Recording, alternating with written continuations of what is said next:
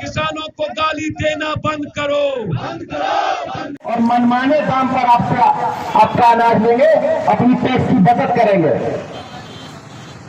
जब नरेंद्र मोदी किसानों को और आम जनों को इससे नुकसान नहीं है तो कॉन्ट्रैक्ट फार्मिंग को समझिए।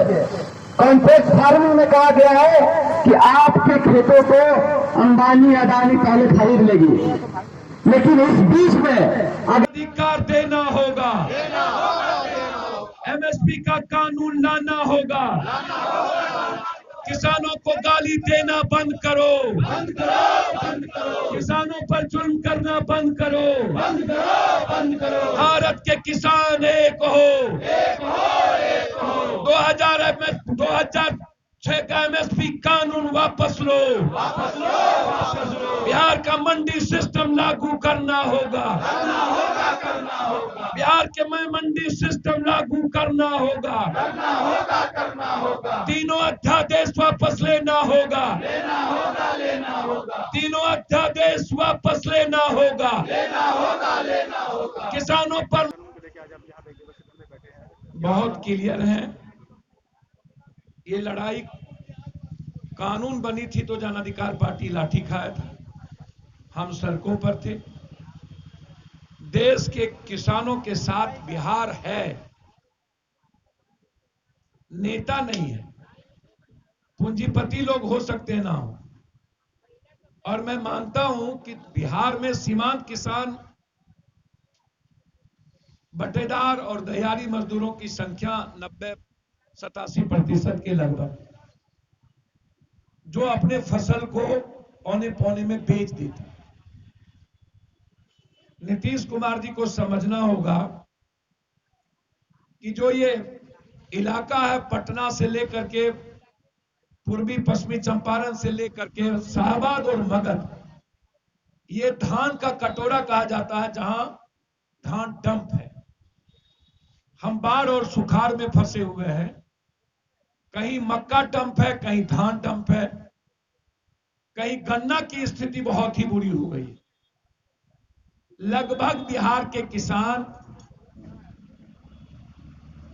औने पौने दामों में अपने फसल को बेचकर बाहर कमाने चले जाते हैं। 2006 से मंडी सिस्टम को लागू करने, एमएसपी को राइट्स देने के लिए हमारी पार्टी लड़ाई लड़ रहा है। हम साफ शब्दों में बहुत क्लियर हैं, और मैं चाहता हूं कि आप किसानों को गाली देना, किसानों पर जुल्म करना, दमन करना, टुकड़े टुकड़े गैंग कहना, आतंकवादी कहना, उग्रवादी कहना, किसानों का इमोशनल ब्लैकमेलिंग करना बंद करिए। किसान ने जो बात आपसे कही है, या तो आप मेरे फसल का अधिकार हमें खुद दें और उसके लिए कानून बनाए, या आप एमएसपी जो 1836 रुपया उसके लिए कानून बना के लिखित दें, ताकि किसान उस कानून के तहत बाजार में जाके 1836 रुपया में अपना फसल बेच सके। दो, मुझे कोऑपरेटिव सिस्टम दो। बिहार का किसान कह रहा है कि ये जो पैक्स का है, ये पैक्स पूंजीपति और बड़े जमींदारों के लिए पैक्स बन गया। बिचौलिया अपने फसल को वहां बेचता है, दलाल बेचता है। जो बिचौलिया सीमांत किसान और मिडिल किसान का फसल औने पौने दाम में खरीद लेता है, वो बाद में अपने मूल्यों पर उसको बेचता है। तो पैक्स जो है वो समय पर न तो मक्का खरीदता है, न तो धान, न तो गेहूं। पैक्स की स्थिति अच्छी नहीं है। नीतीश जी समझिए, इसको समझने का प्रयास करिए। आलू 5 रुपए की वो बेचता है 50 रुपया में। तो ये जो जन अधिकार पार्टी, पूरी पार्टी, पूरा हुई, आज बिहार में धरना पर अनिश्चितकालीन हमारे अध्यक्ष के नेतृत्व में हम लोग बैठे हैं, और अनिश्चितकालीन धरना होगा 24 तारीख के बाद। हम लोग गांव चलो किसान मजदूर रोजगार यात्रा पर निकलेंगे, और बिहार के किसानों को बताएंगे कि आपकी जिंदगी किस तरह से तबाह कर दी गई इन नेताओं और सरकार के द्वारा। आपका राइट्स क्या है, आपके अधिकार क्या है, मजदूर का पलायन लगातार जारी है, नीतीश कुमार चुप है और रोजगार की बात अब खत्म हो गई। सिर्फ नीतीश बाबू से हम आग्रह करेंगे कि नीतीश जी, बड़ी विनम्रता के साथ आग्रह करेंगे, एक तरफ पूरे भारत के किसानों को जिस तरीके से उग्रवादी आतंकवादी गैंग कहा जा रहा है, क्या आप उसके सपोर्ट में हैं?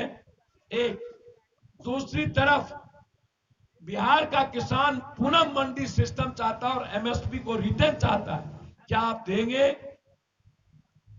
चौथी तरफ जो किसान आज भारत की आवाज, पंजाब, उत्तर पश्चिम, आंध्रा का किसान आज बन चुका है, क्या बिहार के किसानों के भी राइट्स के लिए आप बात करेंगे?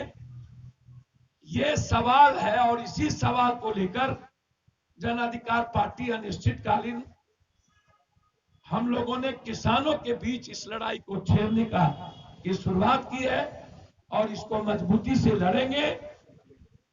जरूरत होगी तो गांव-गांव जाकर के इस लड़ाई को आवाज देंगे और भारत की आवाज के साथ खड़े होंगे।